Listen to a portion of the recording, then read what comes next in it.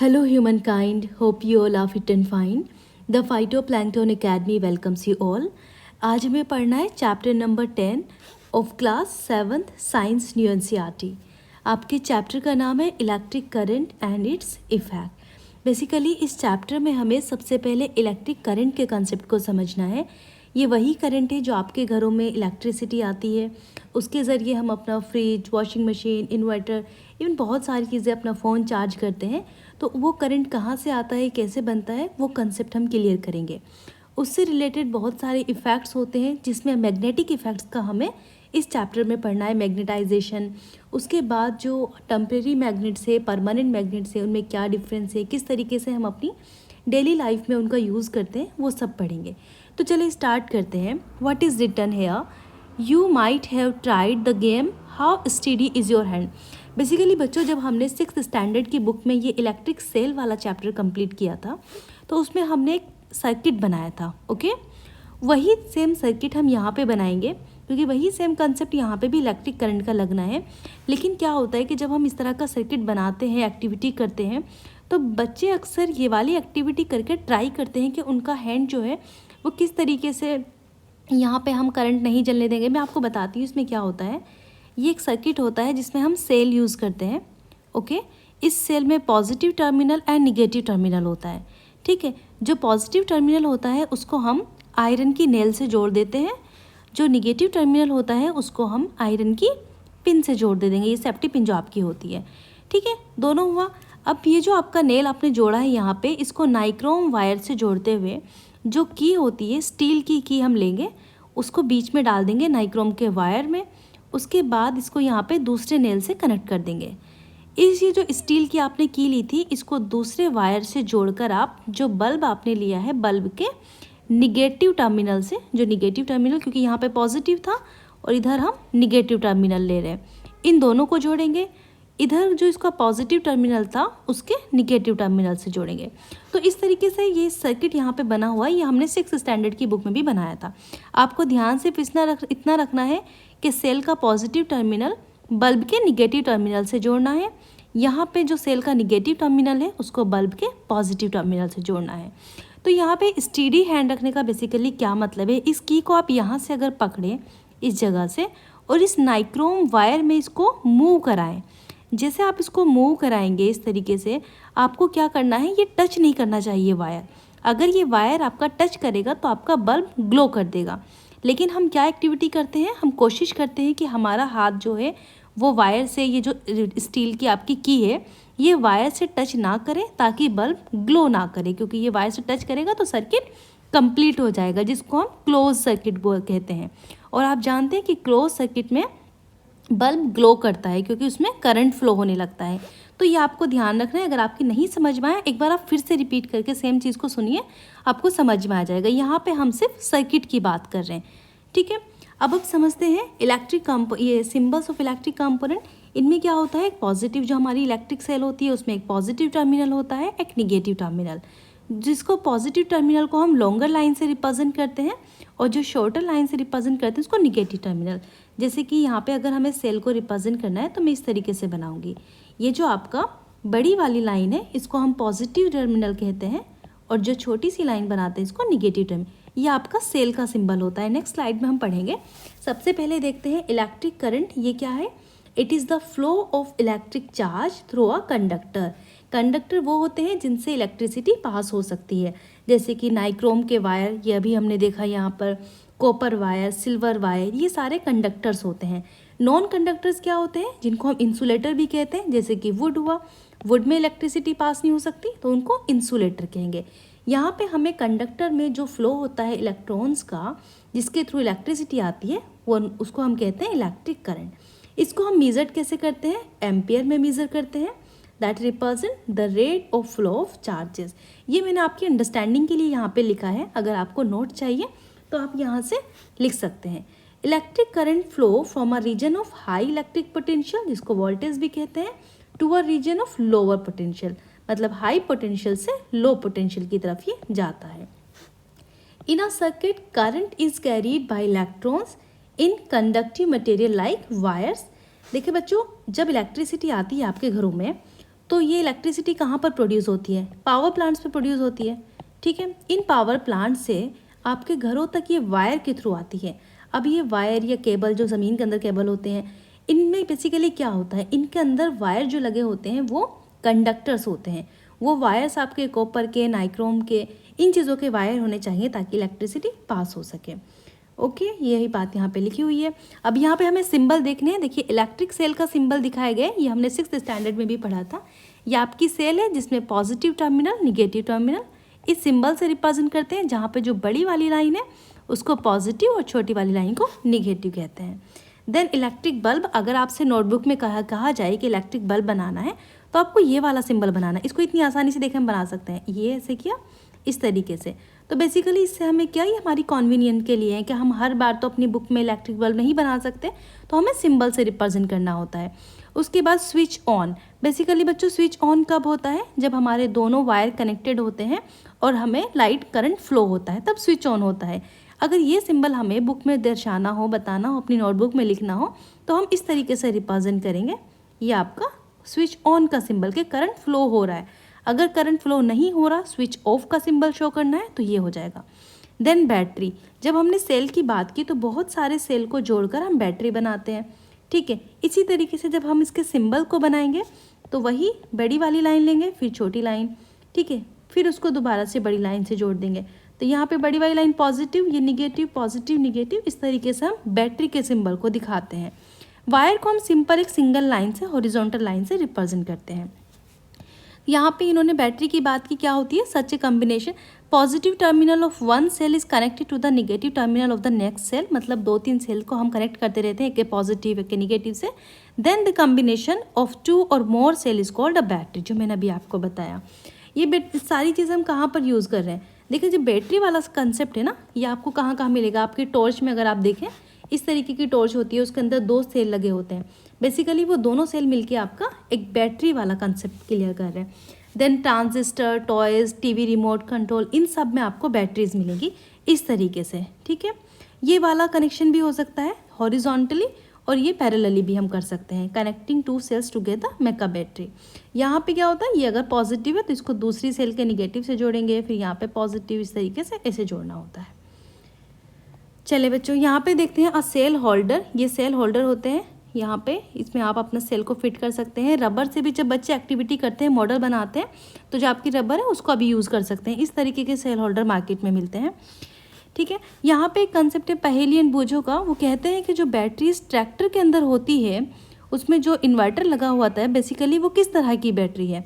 तो उसमें जो कम्बिनेशंस होता है वो सेवरल सेल का, बहुत सारी सेल्स का कम्बिनेशंस होता है, और वही एनर्जी प्रोड्यूस करता है लार्ज अमाउंट में, उसको हम बैटरी कहते हैं। चलें अब देखते हैं इलेक्ट्रिक सर्किट, जिसकी बात यहाँ पे एक्टिविटी 10.1 में की है। इलेक्ट्रिक सर्किट क्या होता है बच्चों?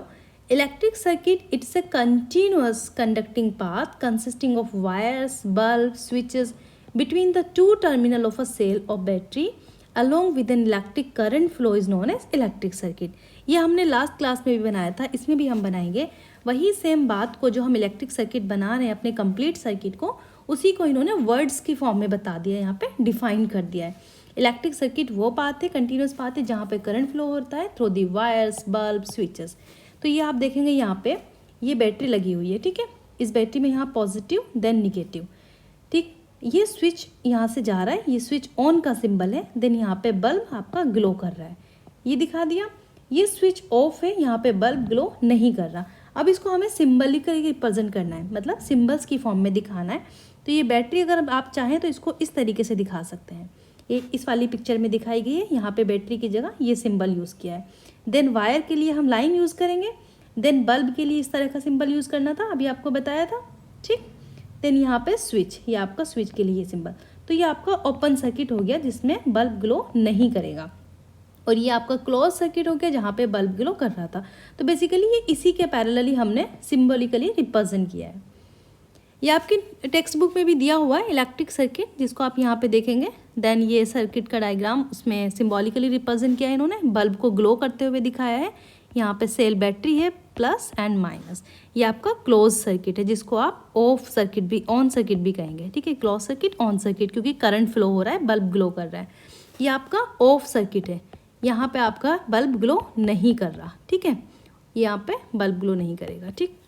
ओके बच्चों, ये दिया है ऑफ सर्किट में, जो कि इनकम्प्लीट सर्किट होता है। यहाँ पे आपको क्वेश्चंस दी गई हैं कि आपको बहुत ध्यान से इसका यूज़ करना है जब भी आप ये चीज़ें कर रहे हैं। बेसिकली बच्चों, आपको एक्टिविटी नहीं करनी है, अपने बड़ों को साथ लेना है, टीचर्स की हेल्प लेनी है, और हमेशा सेल का ही यूज़ करके आपको जो भी एक्टिविटी करनी है, आपको डायरेक्ट करंट का यूज़ नहीं करना। अब हम देखते हैं हीटिंग इफेक्ट क्या होता है इलेक्ट्रिक करंट में। मैंने बताया कि जो वायर्स के थ्रू इलेक्ट्रिसिटी हमारे घरों में आती है, उसमें जब करंट फ्लो होता है ना, तो उसमें मैग्नेटिक इफेक्ट होता है, उसके अंदर मैग्नेट होता है। बेसिकली ये कंसेप्ट किसने दिया था? एक साइंटिस्ट थे, हेंस नाम था उनका। उन्होंने बताया था कि उनके अंदर मैग्नेटिज्म भी होता है। तो पहले हम हीटिंग इफेक्ट को समझते हैं। देखो बच्चों, जब बल्ब जलाते हैं, जो बल्ब आपने देखा होगा ना, इस तरह का बल्ब जो ग्लो करता है, तो उसके अंदर हीट आ जाती है बाहर, वो गर्म हो जाता है बहुत ही।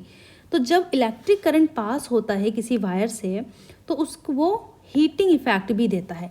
The production of heat in an electric device due to the flow of electric current is called the heating effect. इसको हम हीटिंग इफेक्ट कहेंगे। जो आप येलो वाले बल्ब देखते होंगे, अभी फिलहाल उनको ज़्यादा यूज़ नहीं होता है, लेकिन कुछ जगहों पर यूज़ करते हैं येलो कलर के बल्ब। तो उनमें क्या होता है, उनमें हीट निकलती है बल्ब से।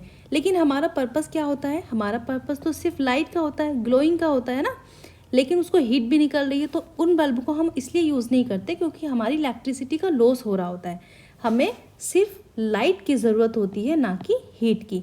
हीट की वजह से जो हमारी इलेक्ट्रिसिटी का नुकसान हो रहा है, उसको कम करने के लिए, ख़त्म करने के लिए हम आज का CFL का यूज़ करते हैं, अलग ट्यूबलाइट्स का यूज़ करते हैं, ताकि हीट ना निकले और इलेक्ट्रिसिटी का वेस्ट ना हो। Electric heater used for cooking and electric bulb, room heater, ये सारे इसी फिनोमिना पे बेस्ड हैं, जहाँ पे हीटिंग इफेक्ट। अब जब इलेक्ट्रिक हीटर की बात कर रहे हैं, तो वहाँ पे तो हमें हीट चाहिए, तो हम इलेक्ट्रिसिटी का यूज़ करके हीट को यूज़ करते हैं। इलेक्ट्रिक बल्ब, रूम हीटर, ये सारी चीज़ें। When these appliances are switched on after connecting to the electric supply, these element become red hot. आपने देखा होगा घरों में जो हीटर हम यूज़ करते हैं, जब इलेक्ट्रिसिटी पास करते हैं तो वो रेड हॉट हो जाते हैं एंड रिलीज द हीट, उनसे हीट निकलने लगती है। नेक्स्ट, इसी कंसेप्ट पे बेस्ड है ये आपका इलेक्ट्रिक हीटर, जो आपने घरों में देखा होगा या बाहर कहीं पे भी, जहाँ पे हम खाना वगैरह बनाते हैं, इन हीटर्स के ज़रिए घरों में इलेक्ट्रिसिटी के लिए, मतलब थोड़ा हॉटनेस के लिए भी यूज़ किया जाता है। ठीक है, इसमें क्या होता है, ये जो वायर होता है ना, इसके कॉइल करके इसको मतलब मोड़ मोड़ के इस तरीके से रखते हैं, कॉइल ऑफ वायर, जिसको हम एलिमेंट कहते हैं। इसमें एक बहुत अच्छा कंसेप्ट ये आपको समझना है कि अगर हमें इसके अंदर की हीटनेस को ज़्यादा बढ़ाना हो, तो हमें इसके कॉइल्स के नंबर को बढ़ा देते हैं। इस तरह का एलिमेंट वाला इफेक्ट, जो कि इलेक्ट्रिक करंट का हीटिंग इफेक्ट कहलाता है, ये आपको बहुत सारे आपके घरों में जो इलेक्ट्रिक अप्लायंस है उनमें देखने को मिलेगा। जैसे कि आप आयरन की अगर बात करें, जो घरों में हम प्रेस करने के लिए यूज़ करते हैं, electric kettle, hair dryer, hot plates, इन सब में इस तरह का सिस्टम मिलता है, जिनमें एक एलिमेंट होता है जिसके ज़रिए वो गर्म होकर बाहर हीट प्रोवाइड करता है। ठीक है, तभी तो हम अपने कपड़ों पे प्रेस कर पाते हैं। तो ये आप अपनी प्रेस को तो तोड़ना मत घर पे, लेकिन आपको समझना है कि जब कोई टूटी वूटी प्रेस होगी, आयरन होगी घर पे, तब आप इसको देख सकते हैं। जो हमारा बल्ब ग्लो करता है ना, इलेक्ट्रिक बल्ब, उसमें भी यही कंसेप्ट फॉलो होता है कि उसके वायर यहाँ पे ये ग्लो करेंगे और वो बाहर से आपका हीट देने लगेगा, जिसके साथ साथ लाइट भी प्रोड्यूस होती है। So the amount of heat produced in a wire depends on it's material. कितनी अमाउंट प्रोड्यूस हो रही है वो उसके मटेरियल पे, length of the wire, thickness of the wire पर डिपेंड करती है। Thus, for different requirements, the wire of the different materials and the different lengths and thickness are used. तो different requirements के अकॉर्डिंग हम अलग तरीके का मटेरियल यूज़ करते हैं। अब देखो बच्चों, ये जो यहाँ पे इनकैंडेंस लिखा है इन्होंने, इसका मतलब है कि ये इस तरह के जो बल्ब होते हैं वो हीट प्रोवाइड कर रहे हैं। ये चीज़ आपको ध्यान रखनी है, बहुत इंपॉर्टेंट है। ये अक्सर ऑब्जेक्टिव क्वेश्चंस में पूछा जाता है। मैंने बहुत सारे प्रीवियस ईयर क्वेश्चन देखे हैं जिनमें इस तरह के क्वेश्चन पूछे गए हैं इस टर्म से रिलेटेड। इनकैंडेसेंस, इसका मतलब होता है कि लाइट के साथ साथ हीट भी प्रोड्यूस होना।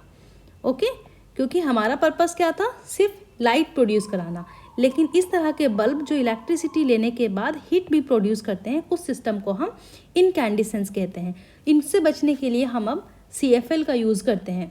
ठीक है, इलेक्ट्रिक बल्ब, ट्यूबलाइट, यहाँ पे पिक्चर दी गई है, तो हम जब ज़्यादा प्रीफरेबल है उसको CFL को यूज़ करते हैं या फिर LED बल्ब्स यूज़ करते हैं। ठीक है, एक इंपॉर्टेंट चीज़ बेटा यहाँ पे लिखी है ISI मार्क। ये इस तरह का मार्क है, देखो, ये जब आप कुछ प्रोडक्ट खरीदेंगे इलेक्ट्रिक प्रोडक्ट, तो वो जो एफिशिएंट होते हैं, एनर्जी एफिशिएंट प्रोडक्ट्स, उन पे इस तरह का मार्क होता है ISI मार्क, जिससे पता चलता है कि ये बल्ब कम इलेक्ट्रिसिटी लेते हैं। तो हम अपनी इलेक्ट्रिसिटी को बचाने के लिए ये सब भी देख सकते हैं। दूसरी चीज़ यहाँ पे एक नोट दिया हुआ है, फ्लोरेसेंट ट्यूब्स एंड CFL। ये जो वाली आपकी CFL एंड फ्लोरेसेंट ट्यूब ये वाली होती है ना, इसके अंदर क्या होता है, मरकरी के वेपर्स होते हैं। आपको पता है कि मरकरी बहुत ज़्यादा हार्मफुल होती है, वो टॉक्सिक होती है नेचर में। तो जब वो ख़राब हो जाए आपके घरों में, अगर ये चीज़ें यूज़ हो रही हैं, तो जो डैमेज फ्लोरेसेंट ट्यूब्स हैं या CFL हैं, उनको बहुत जल्दी और अच्छे से डिस्पोज कर देना चाहिए सेफली, ताकि किसी को नुकसान ना हो सके। और मैं आपको सजेस्ट करूँगी कि आपको ज़्यादातर LED बल्ब यूज़ करने चाहिए, जो कि मच इलेक्ट्रिसिटी एफिशिएंट होते हैं। ये पिक्चर्स भी यहाँ पे दिखाई गई है। देखिए मैं इसको, ये पिक्चर को आप देखिए, ये इसका LED बल्ब है, इसको आप देख सकते हैं। Next, fuse used in the buildings. देखो ये तो हर किसी ने अपने घर में देखा होगा, नहीं देखा तो मुझे लगता नहीं आप घर के किसी चीज़ों पे ध्यान दे रहे हो, क्योंकि मेरा भाई हमेशा से ये चीज़ें यूज़ करता है। यहाँ पे छोटा सा वायर हम लगाते हैं, इसको इस तरीके से कनेक्ट करते हैं।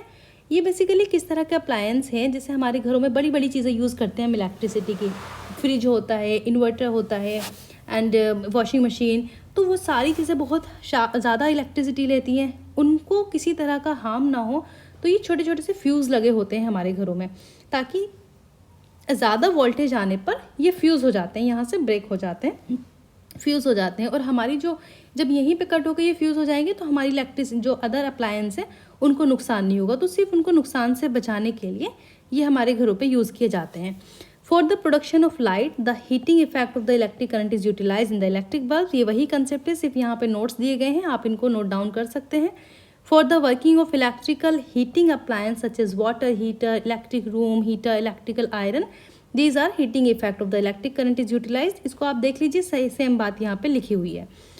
ओके, इलेक्ट्रिक फ्यूज़ के बारे में जो मैंने अभी आपको बताया, वो एक ऐसी डिवाइस है जिसको हम सेफ्टी डिवाइस भी कहते हैं। बेसिकली ये heating effect of the electric current पे बेस्ड है, और ये किस चीज़ से प्रिवेंट करती है हमें, इलेक्ट्रिक फायर से। ज़्यादा वोल्टेज आने पे इलेक्ट्रिक फायर ना हो, किसी तरह का डैमेज ना हो हमारे इलेक्ट्रिक अप्लायंस को, due to the excessive flow of current is known as fuse, को हम फ्यूज़ कहते हैं। ठीक है बच्चों, ये यहाँ पे फ्यूज़ की पिक्चर दिखाई गई है। नेक्स्ट हम देखेंगे मिनिएचर सर्किट ब्रेकर। ये भी हमारे घरों में आजकल देखने को मिलते हैं, मिनिएचर सर्किट ब्रेकर, जो हमें भारी नुकसान से, जो हमारे ज़्यादा बड़े अप्लायंस हैं, उनको बचाते हैं। नेक्स्ट, अब हम बताते हैं आपको मैग्नेटिक, जिसकी मैं अभी बात कर रही थी कि जब हमें इलेक्ट्रिसिटी प्रोड्यूस होती है वायर से, तो उसमें मैग्नेटिज्म भी होता है, मैग्नेटिक भी उस इफेक्ट उसके अंदर आता है। और ये कंसेप्ट दिया था हैंस क्रिश्चियन ऑर्स्टेड ने। इन्होंने बताया था कि जब इलेक्ट्रिक करंट पास होता है through the wire, the current carrying wire behaves like a magnet. तो वो वायर आपका मैग्नेट की तरह इफेक्ट करता है। इनको ऐसा पता कैसे चला? एक्चुअल में जब ये काम कर रहे थे इलेक्ट्रिसिटी का, कुछ प्रैक्टिकल कर रहे थे, तब वहाँ पे जो कंपास नीडल रखा हुआ था उसने डिफ्लेक्ट करना शुरू किया। अब बच्चों ये तो आपको पता ही होगा कि कंपास नीडल क्या होता है, जिसके थ्रू हम डायरेक्शन चेक करते हैं, ठीक है। तो वो उसके पास में रखा हुआ था, साइड में एक वायर था, वायर में इलेक्ट्रिसिटी फ्लो हो रही थी, और उस फ्लो के साथ साथ उस कंपास नीडल ने डिफ्लेक्ट करना शुरू कर दिया। इसका मतलब क्या हुआ, ये इफेक्ट हो रहा है। अब इसको तो इफेक्ट तभी होगा ना जब वहाँ पे कोई मैग्नेट होगी, तो वहाँ पे आसपास कोई मैग्नेट अवेलेबल नहीं थी।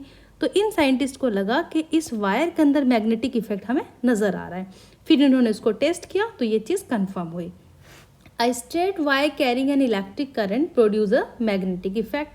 अब इस मैग्नेटिक इफेक्ट को बढ़ाने के लिए हम क्या कर सकते हैं, जो नंबर ऑफ कॉइल्स होते हैं उनको हम बढ़ा सकते हैं।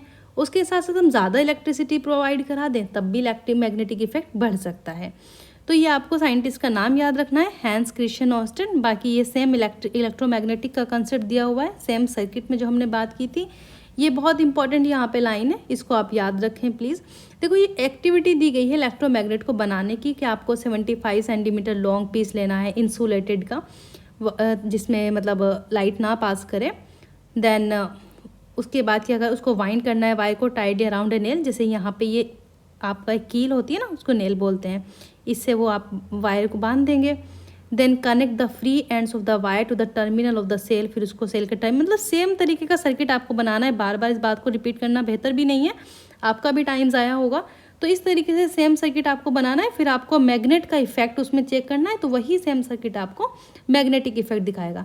बस फ़र्क यहाँ पे ये है कि अगर हमें उसका मैग्नेटिक इफेक्ट बढ़ाना है, तो ये जो हमने कॉइलिंग इसके ऊपर की है ना बच्चा, इस कॉइल को हमें ज़्यादा बढ़ा देना है ताकि उसकी एक्टिविटी ज़्यादा हो। और उसके साथ साथ एक चीज़ हम और कर सकते हैं, अगर हम जो करंट पास कर रहे हैं उसको भी बढ़ा दें तो भी उसकी मैग्नेटिक इफेक्ट बढ़ सकता है। यही दो चीज़ मैंने यहाँ पे लिखी हुई भी है। There are two factor through which an electromagnet can be made stronger. First by increasing the amount of current used in the coil and second by increasing the number of turns forming the coil. Next है electric bell. जैसे कि हमारे घरों में बाहर bell लगी होती है, हम उसको स्विच को ऑन करते हैं तो बेल बज जाती है। ये किस कंसेप्ट पे बेस्ड है? ये भी आपके इलेक्ट्रोमैग्नेटिक इफेक्ट के कंसेप्ट पे ही बेस्ड है। उसमें कॉइल ऑफ वायर होता है वाउंड ऑन आयरन पीस, और वही सेम चीज़ उसके अंदर इलेक्ट्रिसिटी पास होती है। उसमें कुछ सेल होता है या डायरेक्ट इलेक्ट्रिसिटी होती है, वो वेरी करती है।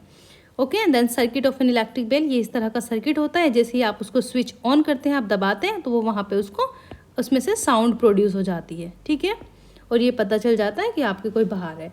An electromagnet is a temporary form of magnet. Basically ये बच्चों, ये जो लास्ट में हमने बात की थी ना इलेक्ट्रोमैग्नेट की, तो ये जो हम मैग्नेट बनाते हैं इलेक्ट्रिसिटी के थ्रू, ये आपकी टेम्परेरी मैग्नेट होती है। जब हमें कोई काम करना है इलेक्ट्रोमैग्नेट का, तब हम उसको बना लेते हैं, टेम्परेरी होती है। इसमें जो मैग्नेटिज्म होता है वो कुछ ड्यूरेशन का होता है। लेकिन आपने परमानेंट मैग्नेट देखी होंगी ना, जो हमारे पास परमानेंट मैग्नेट होती हैं, जो नेचर के अंदर प्रेजेंट होती हैं, वो अभी हमने 6th स्टैंडर्ड में पढ़ा था मैग्नीज वाले चैप्टर में, कि किस तरीके से इसका फाइंडिंग हुई है रोड के ज़रिए। वो सारी चीज़ें कंसेप्ट हम क्लियर कर चुके हैं। तो बच्चों, ये टेम्परेरी मैग्नेट होती है। ये मैग्नेट आपकी बेटर होती है देन द परमानेंट मैग्नेट बहुत सारे तरीके से। एक तो ये है कि परमानेंट मैग्नेट जो है उसके मैग्नेटिक इफेक्ट को हम कम नहीं कर सकते, बढ़ा नहीं सकते। लेकिन टेम्परेरी मैग्नेट में हम नंबर ऑफ कॉइल्स को बढ़ा के, इंटेंसिटी ऑफ द करंट बढ़ा के हम उसके मैग्नेटिक इफेक्ट को बढ़ा सकते हैं। Sorry, switch on and switch off का कंसेप्ट भी यहाँ पर है। तो ये सारी इंपॉर्टेंट चीज़ें हैं। अब हमने कीवर्ड्स में क्या पढ़ा? बैटरी पढ़ा। जब हम सेल्स को जोड़ देते हैं, circuit diagram, electric components, electric bell, magnet, fuse, heating effect of the current and magnetic effect of the current. देखो, हीटिंग इफेक्ट में हमने बल्ब की बात की थी, अपने हीटर की बात की थी, ठीक है। मैग्नेटिक इफेक्ट में हमने ये जो हमने टेम्परेरी मैग्नेट्स बनाई हैं, इन सब की बात की है। और उसके साथ साथ इसमें हमने इलेक्ट्रिक बेल का कंसेप्ट भी पढ़ा है। इससे रिलेटेड आपको कोई भी प्रॉब्लम हो तो आप इस नंबर पर